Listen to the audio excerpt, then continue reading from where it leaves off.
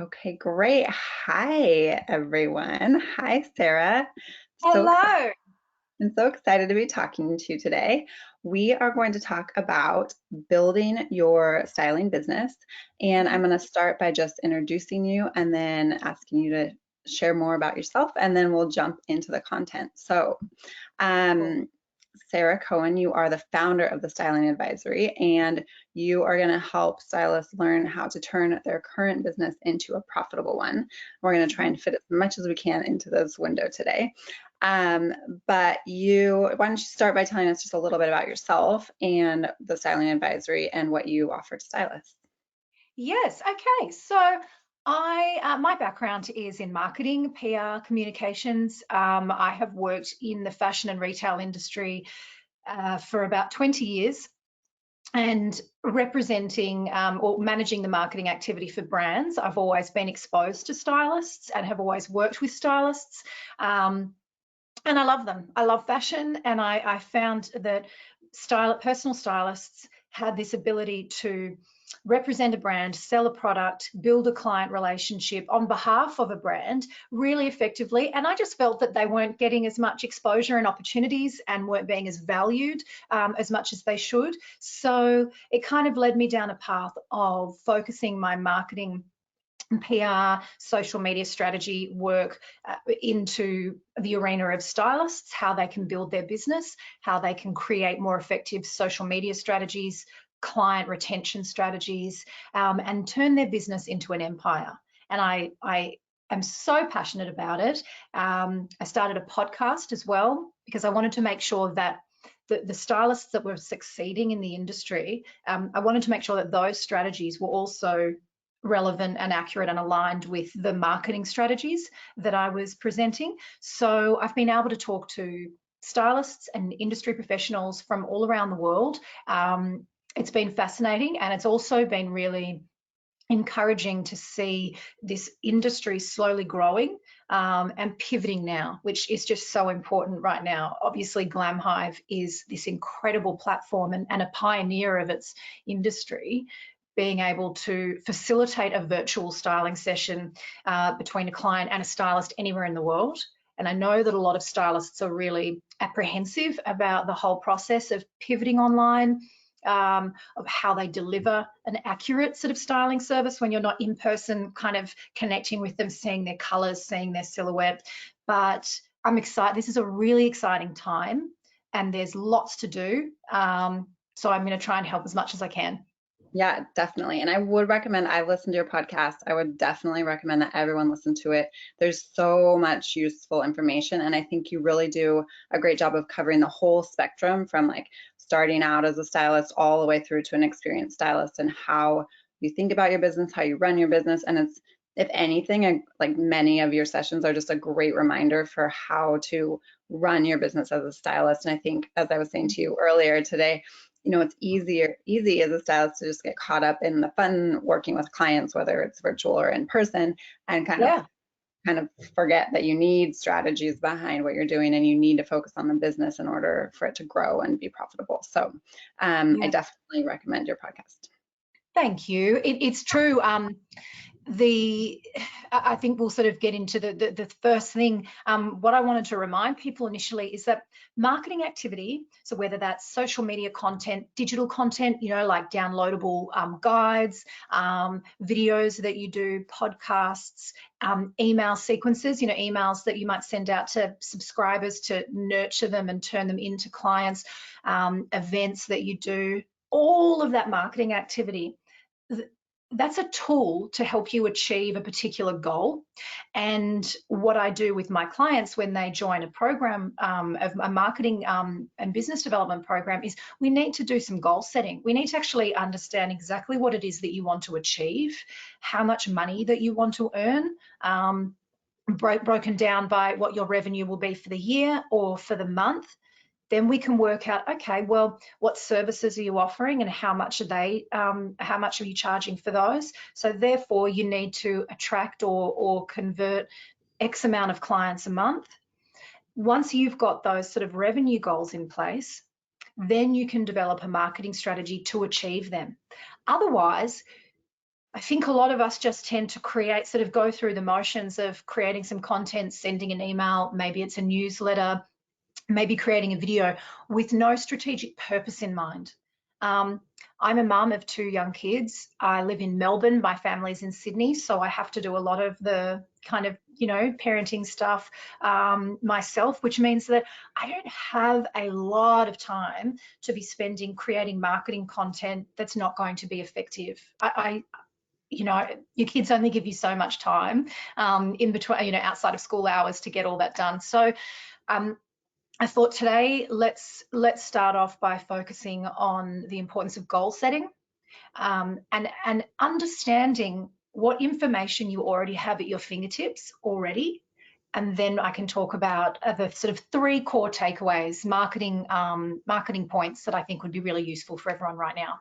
Yeah, I think that's perfect. And I just want to remind everyone who's listening that you can ask Sarah questions as we go along in the chat function on the side of your screen. So type in any questions you have as we go along there, and I will read them out as we are talking, so that we can really make sure we answer your questions too. But I think, Sarah, when you talked about having goals around revenue annually, monthly, like, I think that is just such a great reminder as a stylist to go back to like the big picture and to the basics of like, why are you here? Ultimately, it's so you can, live the life that you want, and you have to have goals to be able to do that and cover your bills. And even though styling is really fun, it also is work. So I think that's a Exactly. good starting point for today. So Yeah.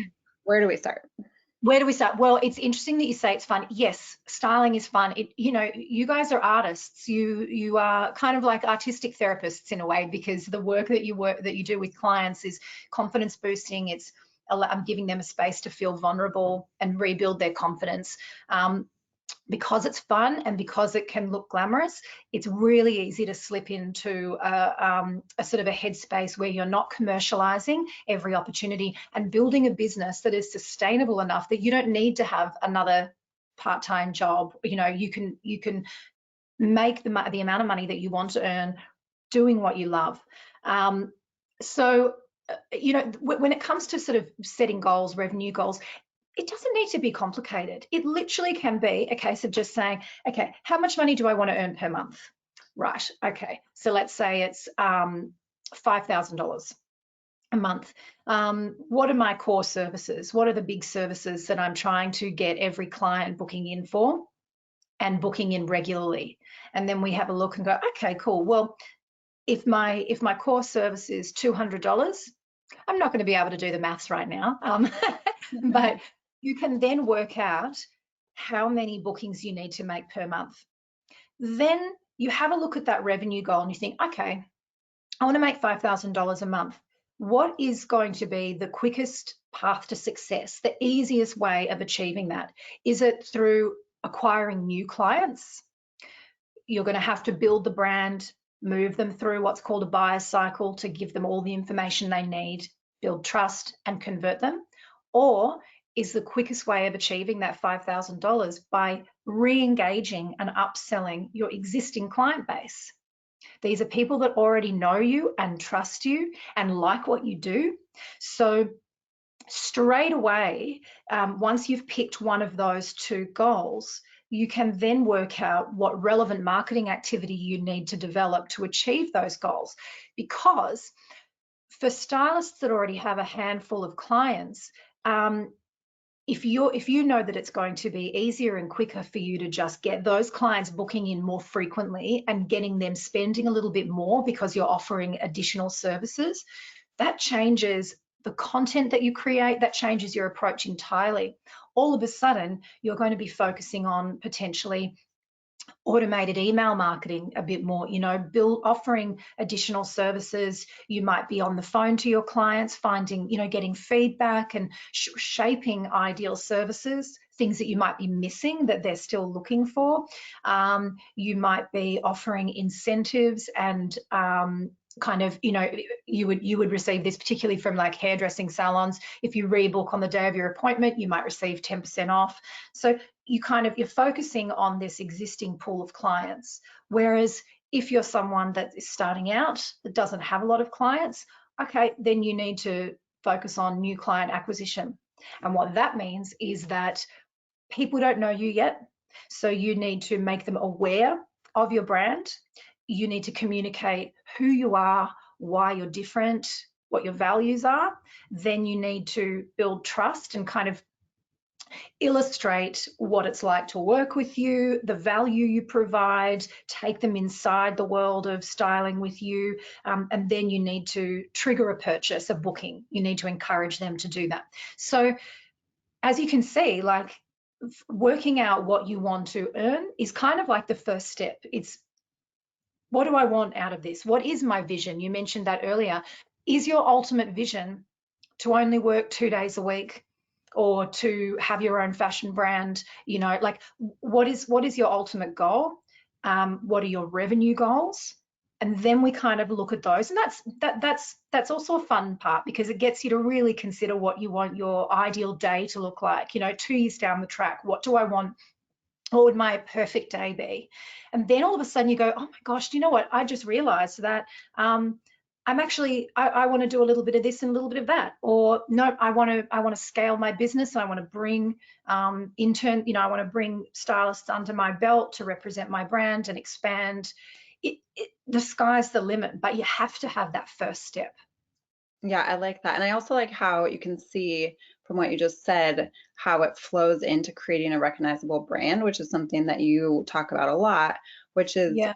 know who your clients are, whether you're starting out and you know which clients you want, or you already have some clients and you can kind of identify similarities and then kind of create that's your Mm. core client group. I just think it's so many stylists think they can, style anyone, which is true. Most stylists can style anyone, but then you think, oh, world's your oyster. I don't need to just style just women who are executives, or I don't need to just style men, or so then you kind of, but it's easy then for your brand to just kind of be diluted and lost. But then there's also Mm. like, am I going to get pigeonholed only? Like I work with a lot of moms. Am I going to be like, oh, I only work with moms who've just had small children? I don't want to Mm. get stuck there, but then sometimes you kind of feel a little bit pigeonholed. So I know you disagree with that pigeonholing isn't bad. So Yes, let's talk I about that a little bit.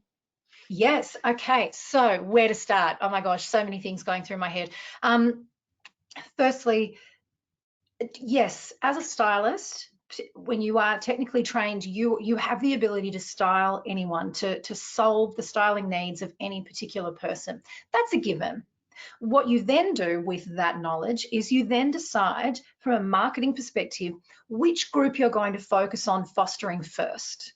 The world is your oyster, but the world is a massive oyster. It's the size of the world, and you cannot create enough content physically to be relevant to every different type of client and every different styling need. So, for example, women who are petite or plus size that need brands and styling advice that is different to someone that is looking for maternity wear. That's like there's so every single person is so unique with their unique styling requirements. So there's people who hate shopping, people that love shopping and know what they like, but they just don't know how to curate it themselves. People that love designer fashion but need affordable alternatives. So many different types of potential clients.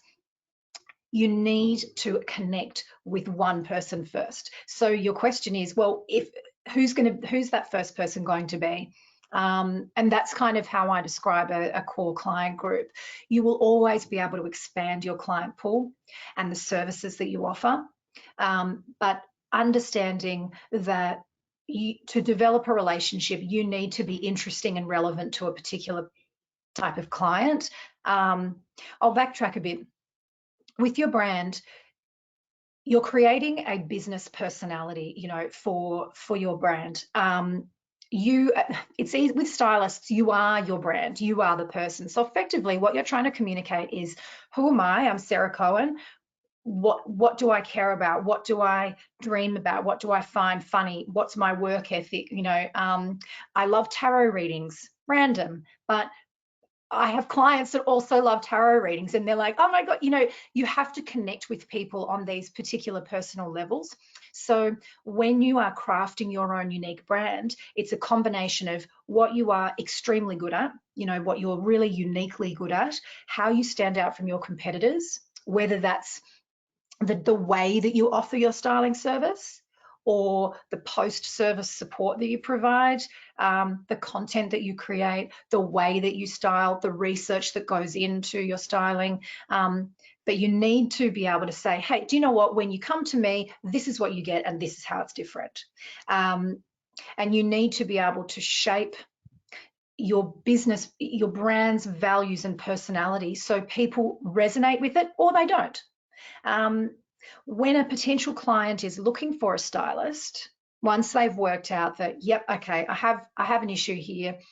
For example, a client is a member of an executive team. She sits on a lot of male-dominated boards. She wants to make sure that her external appearance, what she dresses, how she dresses, is allowing her to have a stronger voice in the room. You know, that's her unique sort of concern. You need to make sure that you're able to communicate that that's exactly what you sort of specialize in, and that's really relevant. Now, you don't need to have a brand that is communicating that you only work with people who sit on executive boards, but the value that you talk about there is, I help empower women who want to project a stronger, more confident image, which is very different. That's going to resonate with the example I've just mentioned, but it won't resonate with someone who has just come out of the sort of maternity, you know, their child is now 12 months old and they're ready to try a pair of jeans without an elasticized waist.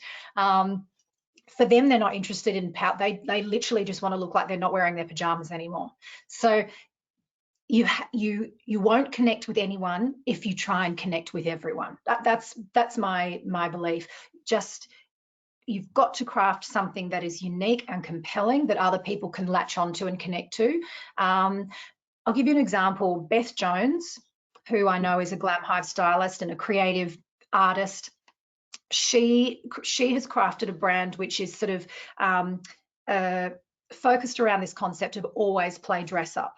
So the way that she arrived at that was, she loved dressing up as a kid, you know, the dress up box and putting fun, crazy things in. And she loved that sort of childlike freedom and expression. And she wants everyone to still, as adults, delve into that playful part of themselves and enjoy fashion and play. And her other sort of brand pillar is that thrift, you know, like repurposing, recreating, being bold. So straight away, if I was a potential client, I'm scrolling through my Instagram feed. Soon as you come to Beth's posts, they're unique. No one else looks like her. Her posing, the style, the lighting, the tone, like the emotional tone of the posts, it all hangs on this sort of tagline of always play dress up. And that's a really, really great example of how you can create a unique visual brand identity. But it also means people that love thrift shopping and love like 70s creative boho, like, you know, out there outfits, go, she's the stylist for me. Yeah, yeah. I know she's done an amazing job, and she's around Glam Hive, and we've learned from her before all the time. And so I think she's a really great example, and her YouTube following is gigantic. And I think she also does a really great job. I think as stylists, it's sometimes hard to feel like, especially when you're creating this brand, like, are you an influencer? Are you a tastemaker? Are you both? Are you a blogger? You have a blog, maybe you don't have a blog. And she does a great way of kind of like just owning her space as an influencer and stylist. But I think for a lot of stylists, you get like bogged down and feeling like you have to be an influencer, and you know, what does that mean? And you have to spend all this time creating content, and who are you actually creating it for? And Beth Jones clearly articulated who she's, you know, what her pillars are and who she's creating it for. But I think a lot of stylists kind of get lost there. Do you have tips for how to kind of be more focused? Yeah, I will say, I know that with Beth, she works with a lot of brands. So she'll create branded content, branded partnerships. She might engage in some sort of creative position with the brand to provide the creative direction of whether it's their campaign shoots or an event or content. And that is great. That is a revenue stream for her, because she is both an influencer and a stylist. For a personal stylist, I think Steph and I spoke about this as well. you're a business, you are a business owner. You are running a business. So being an influencer, you may influence people, but I would say that's almost like a secondary sort of, that's the result of what you're trying to do, which is your Instagram, Facebook, YouTube, LinkedIn, whatever sort of platform you kind of really choose to focus on. Because I think we spoke about it earlier, we don't have the time to create unique content for every different platform. Find out where your potential clients are. If your ideal client uses Facebook more than Instagram, start focusing on Facebook.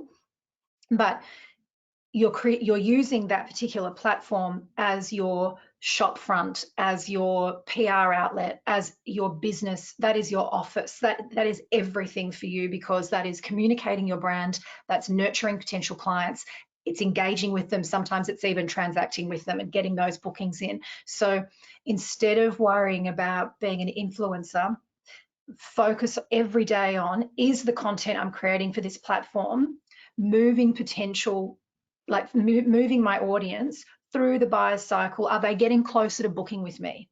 And if not, why? Am I not explaining what services I create effectively?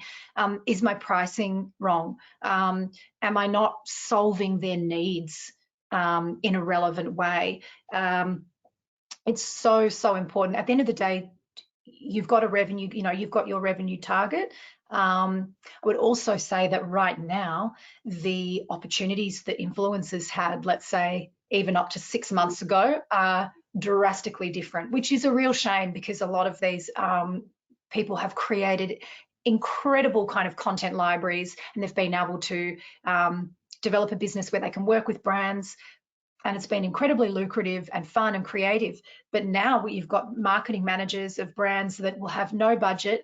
They're barely hanging on to their own jobs. So I think it's really important to just stay in your lane, know who you are talking to, even if that is 5 people. Focus your attention on those 5 people. What do they want to see from me every day? What information do they need from me? What makes them excited? What is going to encourage them to build a relationship with me, even if it's just as simple as like a free styling consult to begin with? You just want to get them in and get them working with you.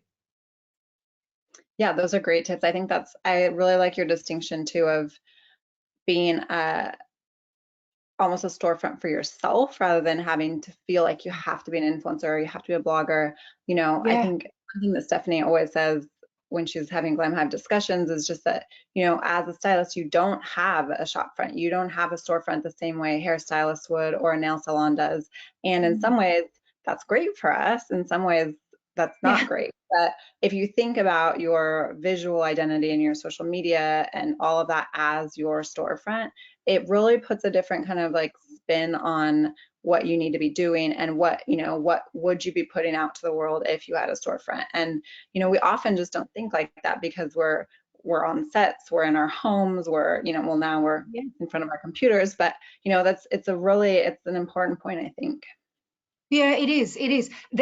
So much has changed with COVID, and so much is uncertain. But I would say something that we can pretty much bank on is, for the next 2 years, the way that stylists are engaged and the way that they work and the needs of clients, whether that's a retail client or an individual, have changed.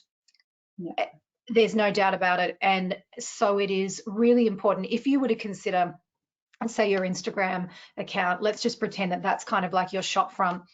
If you were a hairstylist in the salon, you would have price lists. You'd be connecting with people, having those private conversations. There would be an element of aspiration. There's usually beautiful magazines and pictures. So you've kind of got to think, where are all those elements sitting in my digital platform? So no, the other thing is, no one wants to search for information.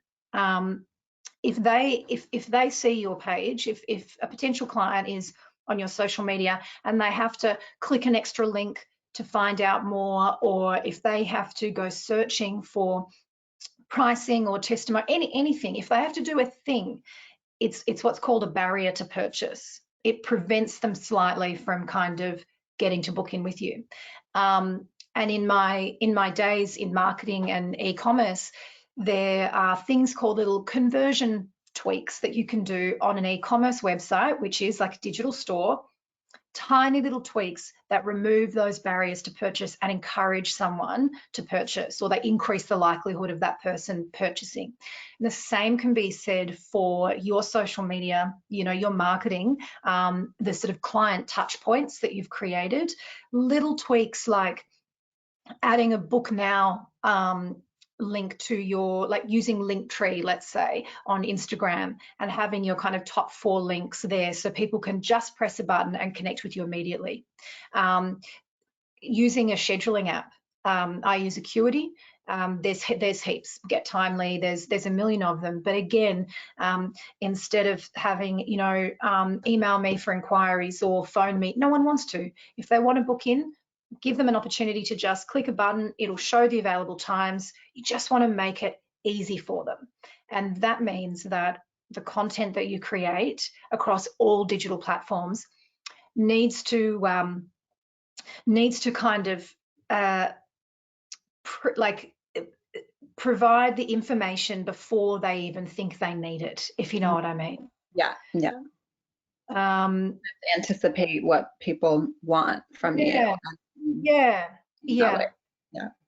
And then also another thing, your social media, I just wanted to remind people, the purpose of social media is to get them off social media and onto your website to book, or onto your e-commerce site to purchase.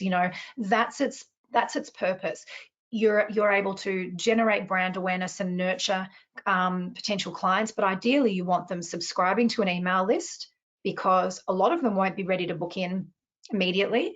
They'll need that nurturing, which is a marketing term for basically just getting them building trust and getting them excited and making them feel like you really can solve a problem. And you want them on your website as well, to see all the other information, to read more testimonials, to get involved in your world. So I guess when it comes to that question about being an influencer or not, when you're an influencer, you are paid to promote a product on your social media page, and the purpose there is, awareness, sort of alignment of that brand and the influencer, and then your audience will potentially click on that click on that product to buy or whatever. But it's kind of the awareness phase, whereas your social media account kind of has to be everything. You've got to be providing relevant information for everyone, no matter whether they've just discovered you or whether they're on the fence and they're ready to book. And for that, you need a social media strategy, which I provide. Yeah, let's talk about that. Yeah, it's I think, as we were saying earlier, you yourself, you're a stylist, you have young kids. I would say the social media content is probably it's the bane of most of our jobs, really. It's not a fun part, particularly for those of us that didn't grow up with it. It's something that is potentially an afterthought, but it really is such an incredible opportunity. And right now, in this kind of climate of isolation, one of the only opportunities to attract and nurture and eventually convert clients. So you need a strategy, and that strategy is effectively just a couple of parameters that you set for yourself to ensure that what you're creating has a purpose, that it's designed to encourage action, whether it's engagement replies, whether it's clicking on a link, subscribing to an email list, booking in for a free consultation, or booking a service. And it needs to provide all the information a potential client could ever need. Just trying to think how deep should I go into the strategy? Okay, well, let me just think for a second. So I think the strategy is important, and that is one thing that we talk about a lot with our Glam Hack stylists is we provide social media graphics and written captions. Captions. Words were escaping me. And that's one of the things we talk about is always having a call to action, and I think that's really important. So I think if we don't dive too deep, but keep it high level enough, I think having a consistent brand, knowing who your client base is, and then using a social media strategy. I think what comes to mind for me is like, what does a strategy look like? Like, is it something that like every stylist should like document in Word document? Right. Is it like, how do you decide which platforms to use? What is like, do you need to be as specific as Beth Jones where it's always play dress up and vintage? Do you need to, like, how do brands, because I think stylists do have, and I know you believe this, that stylists have an important role to play with brands, not as Yeah. influencers in that way necessarily, but there's definitely synergies between stylists and brands, and knowing which brands their core clients want and being able to bring new brands to them and that sort of thing. So I guess, how does that all kind of wrap up into a How is it social all connected? media? Yeah. Yeah, yeah. Well, it's interesting. It's a good question, and it's a question I kind of when I started the styling advisory and developed the Empire Blueprint program, which is a 5-module sort of 5-month marketing program where I work with the client and we start with your brand. We define your brand. So step one, we know who you are, what you care about, how you're different, what your vision is, what your goals are. We then take that and we go, okay, what's the next step? Let's define your core client. Who is the person who is most likely booking in with you? That kind of, that particular client. What are the similarities or the trends that you're seeing with people that are booking in with you? Are they all similar age? Do they like particular brands? Do they have similar body shapes or professions? Finding those similarities and connections to shape a particular profile. Then we go, okay, well, you need a business plan, and a business plan can be as complex as you want it or as simple as you want it. What I think is really useful is to understand who your competitors are and kind of get an idea of how these are the people that are going to be trying to attract the same customer. That's who you need to be aware of. And the only way you'll know that is if you've worked out who you are first and then who you're trying to target. Then once you understand those competitors, we then have a look at the systems, the strengths that you have, what are the opportunities for growth, and we kind of map all of those out in an action plan. So, okay, you know what, one of my weaknesses is I don't have a website, or I'm doing everything manually. Emails, invoicing, I don't keep track of my client contact information, or I don't have, like a marketing tool an email marketing tool that I use, or I live in a small town and there's not a lot of potential clients around, so I need a global audience. Whatever those opportunities, strengths, and weaknesses are, we're going to map those out in an action plan. And then what do we do? Then it is the services. You've got to make sure that the services that you create are relevant for that core client. So whatever that core client's problems are, what their needs are, what their expectations are, that's how you're crafting those services. And then finally, you get to the kind of marketing component, which is, okay, we know who we're trying to attract, we know who we are, we know where we want to go, we know what our opportunities are. So now we're going to craft some sort of key messages, and we're going to craft some content that moves people through the stages of a marketing funnel, building awareness, building trust. So again, that literally could be just a Word document. You just want to make sure that you're kind of listing all of the content types, and thinking to yourself, what's the purpose? What's the call to action? And even if at the very least you just kind of have this picture of the person that you're targeting in mind, that alone will help you be more strategic with the content that you create. Yeah, that makes a lot of sense. I mean, I think we see brands doing that a lot. Like Rebecca Minkoff, she has her, ideal client she's painted, she talks to, she, designs for. And I think a lot of designers work that way. And I think it's really Yeah. a great recommendation for stylists to like think about that for your own business and work towards that just the same way designers do. I think that's really important. Let's see, I had a thought in there. Oh, so you were talking about systems and maintaining clients, and this kind of goes back to the beginning of our conversation, which was, so you have a core group of clients, you are nurturing those relationships, maybe not going out and getting new clients because you don't need to. How do you keep track of all of their information, and what should you be like, what are your recommendations around that? Because Glamhive does streamline some parts of that, but then you have like lots of other pieces that are you're either doing manually, like you said, or they're just in different places, or you let them pile up and then you enter them all at once and then it's not current. So what is your kind of like maintaining client, CRM type recommendations? I use MailChimp. I really like it.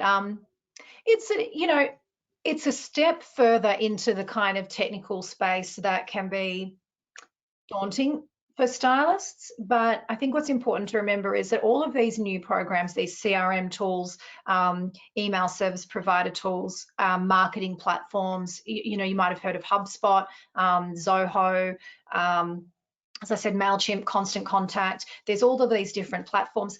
They've been designed for the end user to be someone like you or me that doesn't have like the technical background. So you can use them. They've got incredible resources, instant chat help, video tutorials. So you are supported, but picking a program that not only houses your contact data, that allows you to communicate really easily and effectively, that allows you to segment your client data. You might have people that have subscribed to a newsletter, and some of them have then become a client, some of them haven't.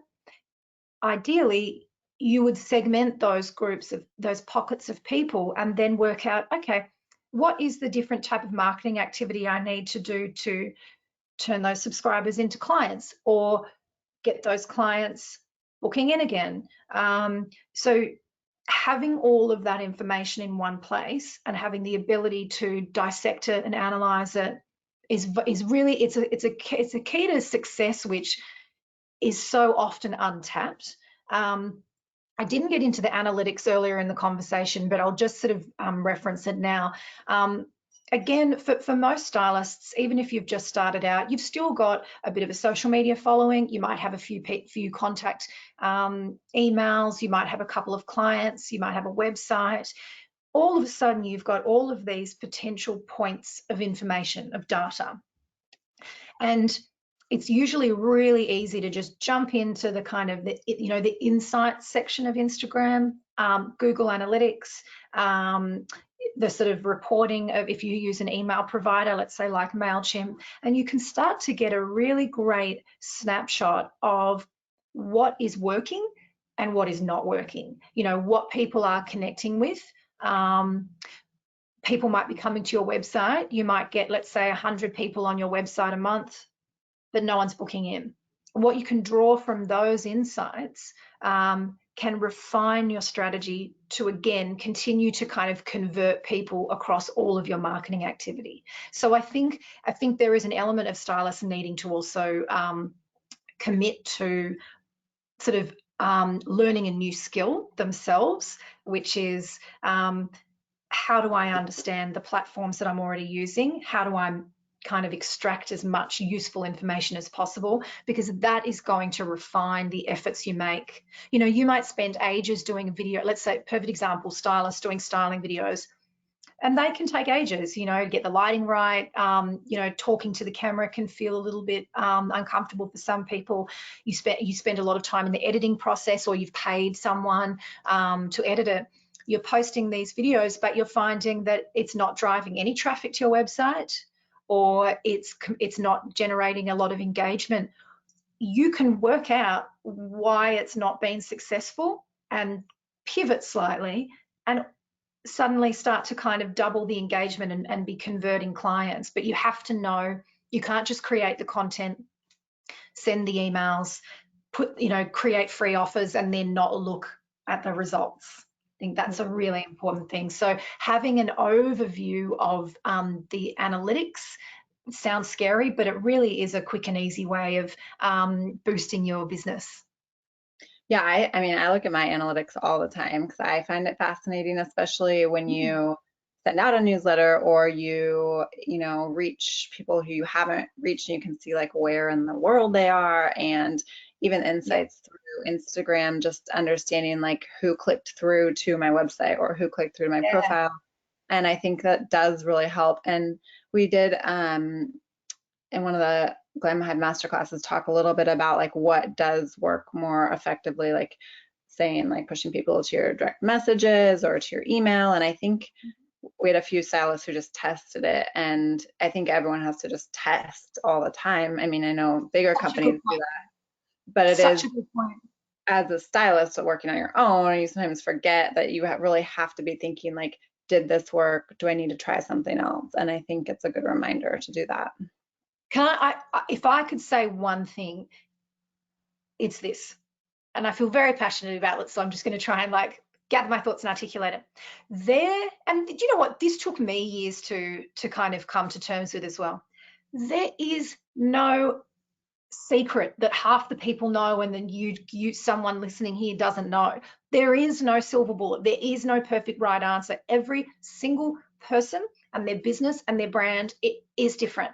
So what professionals like myself, what I enjoy doing is working with stylists to give them that plan, that roadmap, that kind of overarching structure to go, okay, so here are these are the foundations of a business. You need to know your brand, your core client. You need to have a social media strategy with key messages that is going to drive people to book in with you. You need to know what your business plan is in terms of how you're going to plug gaps, fix areas that you're not as strong in, and take advantage of opportunities that you have to build your business.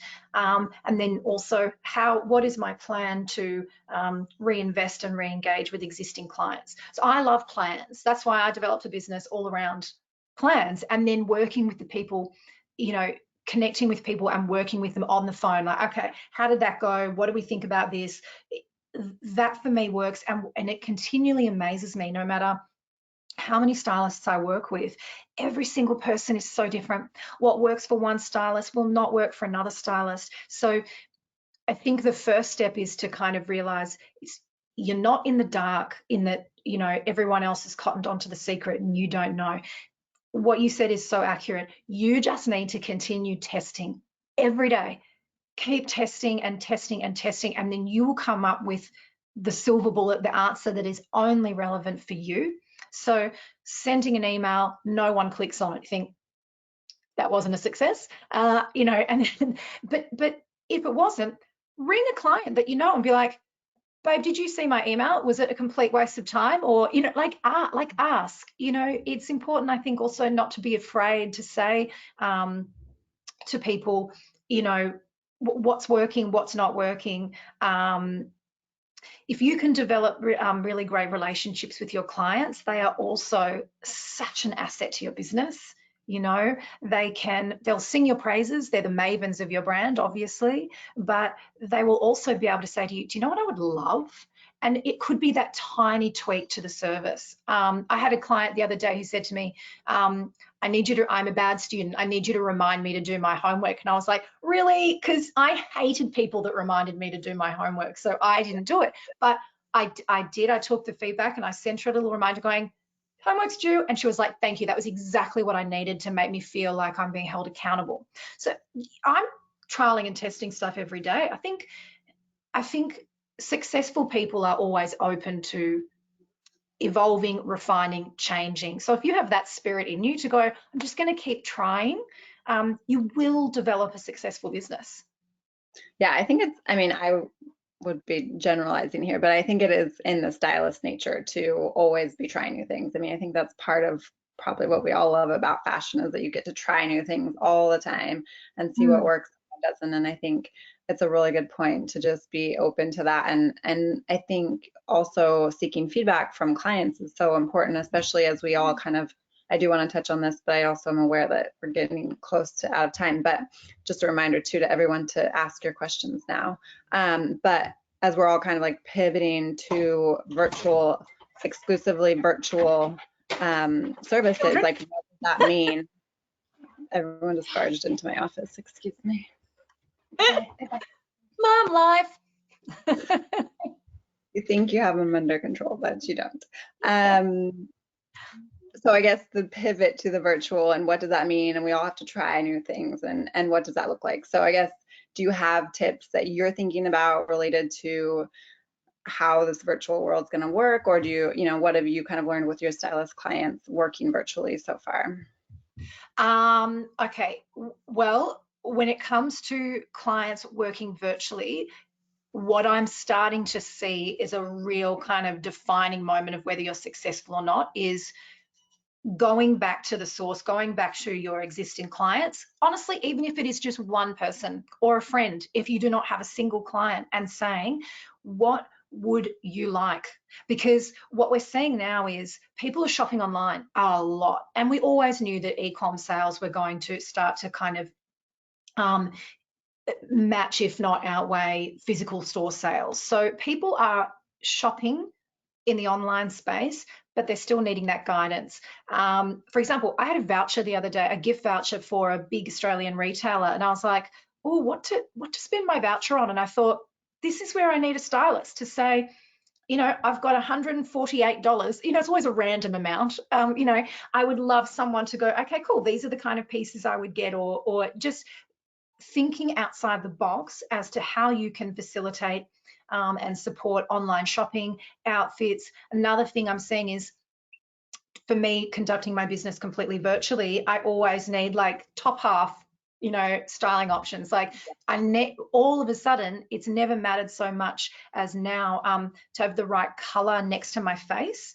And, being in Melbourne, there's a lot of black. So there's the client's needs are evolving. They still need a stylist. So the stylists that are working really well are the ones that have got a grasp of the virtual styling tools.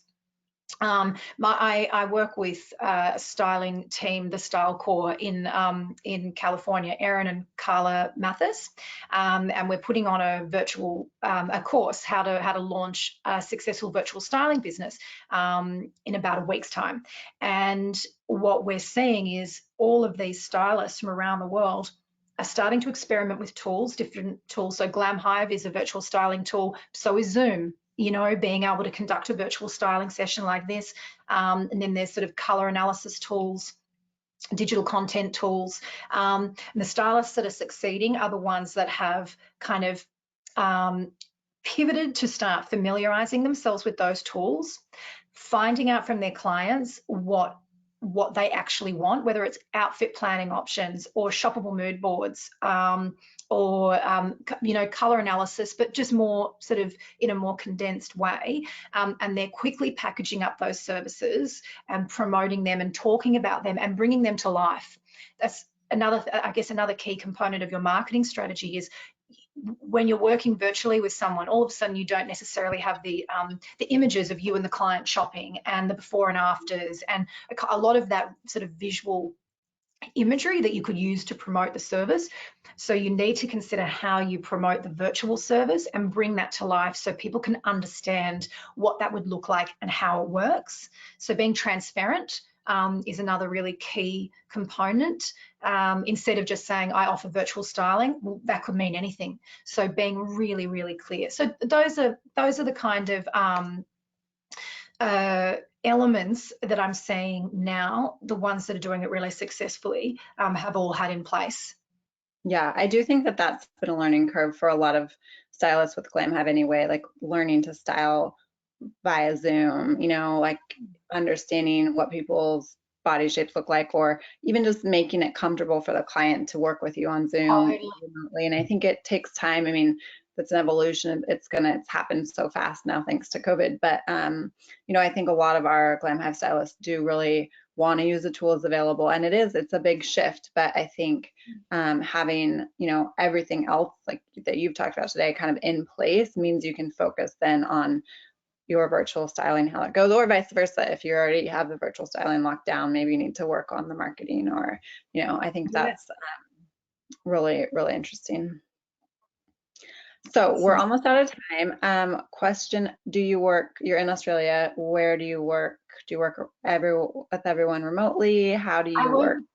Yes, I have clients. I just had a conversation with a client in Cairo, the UK, the States, obviously Europe, Australia, New Zealand. So the programs that I run, we have 2 strategy sessions per module, which can be done per month or per fortnight, depending on how speedy you want to work, where it's a video, strategy session. I have a workbook for each module, which we'll go through together, and then I kind of provide my executive review. Yeah, literally everything is virtual, and it's fabulous because I do get to understand the styling market within different countries and within different cities as well. So different, so different. I'm just thinking of all the different types of environments. Yeah, so all the details are on my website under the business coaching programs. Great. And we can share that too with our stylists directly. But Yeah.